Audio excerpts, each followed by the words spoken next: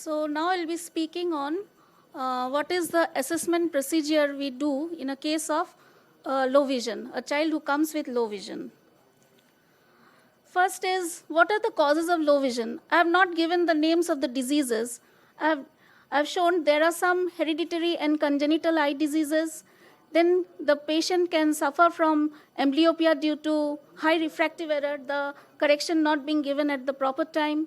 The patient can have corneal disease like some corneal degenerations, corneal opacities, optic nerve lesions, congenital cataracts, chorioretinopathy, albinism, glaucoma, nystagmus.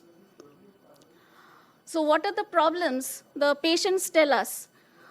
They tell us about that the patient is not able to fix. It can be due to uncorrected refractive error, unsteady eyes, that is nystagmus, deviation of the eyes from the normal position, abnormal color of the eyes, white spot in the eye, which can be due to corneal opacity, sclerocornea, cataract, retinoblastoma, small eyes, microphthalmos, difficulty to see at distance, difficulty to read books, as in cases of Stargardt's and other dystrophies, abnormal size of the eye, difficulty in peripheral vision, as in case of retinitis pigmentosa, optic atrophy, photophobia, as in cases of iris coloboma, cone dystrophy, abnormal head posture.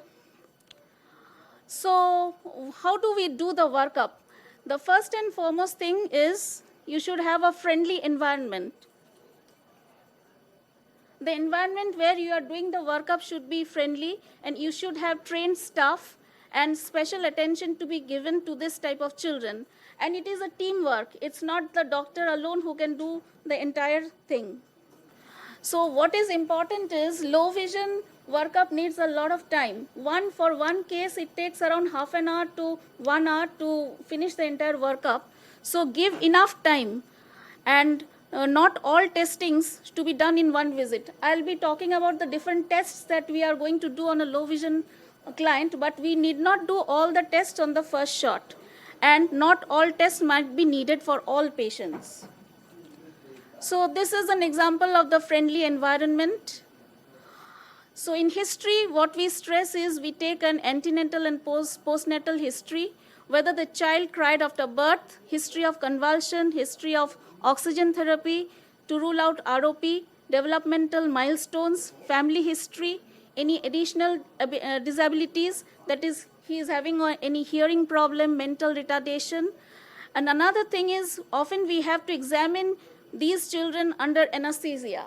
It does not mean that a child has come to your low vision clinic, you have to do a good refraction. So you have to order for an EUA, where we can do a detailed anterior segment examination, indirect ophthalmoscopy. Most important is the retinoscopy and measuring the intraocular pressure, corneal diameter, biometry. So a lot of things can be ordered in the EUA.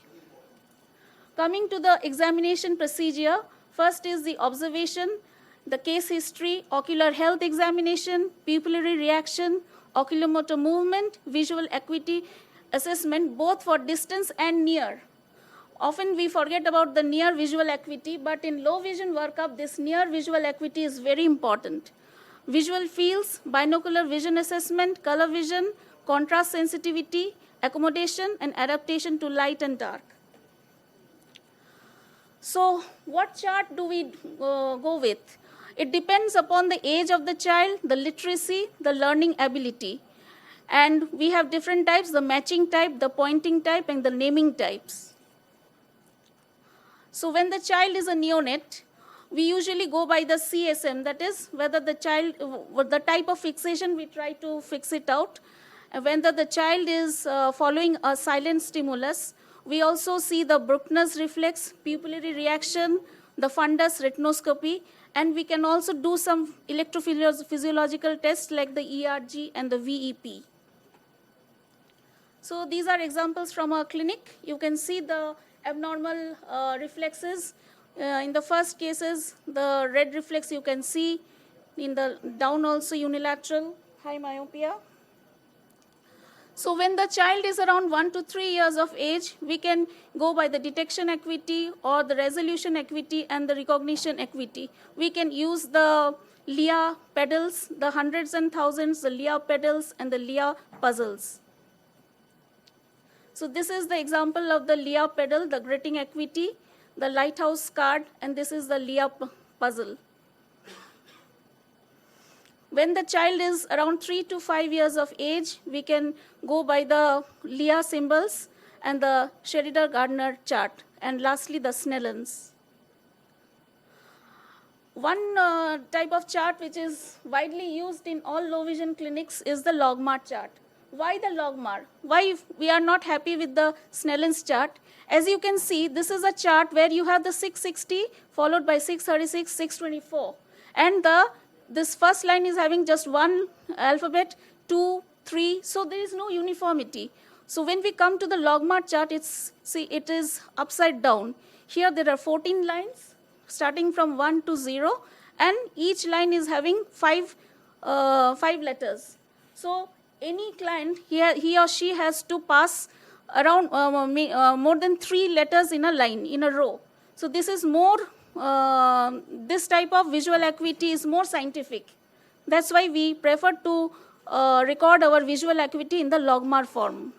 So for visual acuity in children above 5 years, we can go for the Snellen's acuity, the logmar, and the logmar tests are usually done at a distance of 3 meters or 4 meters. The near vision assessment we do usually by the N notation. We record it, and the smallest size that the child can read and the distance is recorded.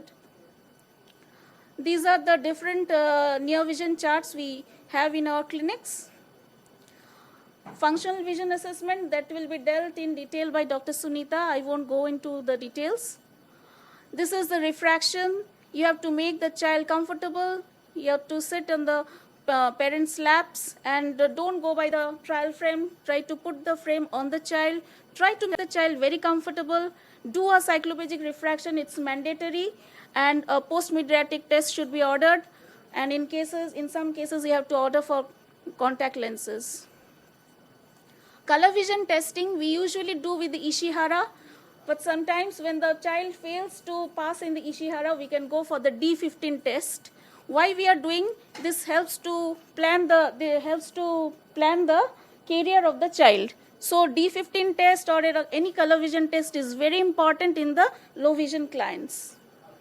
So this you can see, this is the normal Ishihara chart which we usually do for our neuro-ophthalmology cases. And in our pediatric clinic, in our hospital, we do this color vision testing for all boys who visit our clinic for the first time.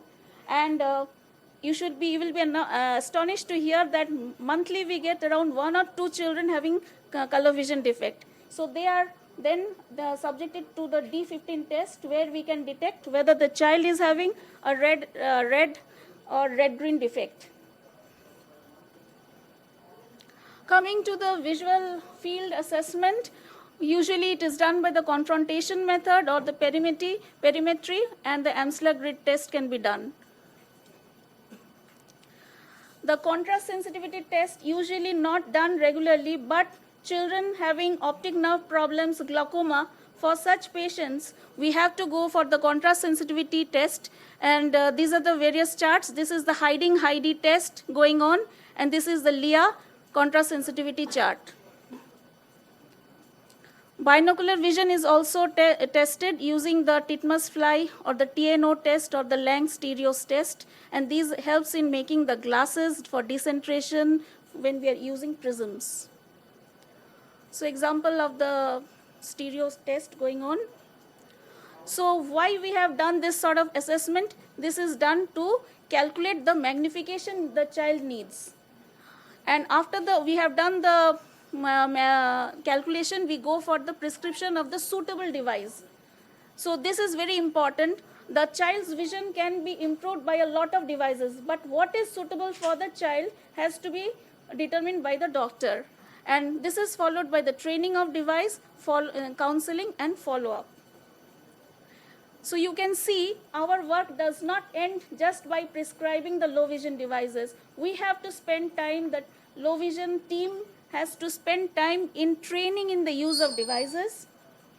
And most important, you have to be in touch with your patients, give your phone number, allow them to give you a phone call when they are in problem, so they can come up with new problems. They can tell you whether they are satisfied or not.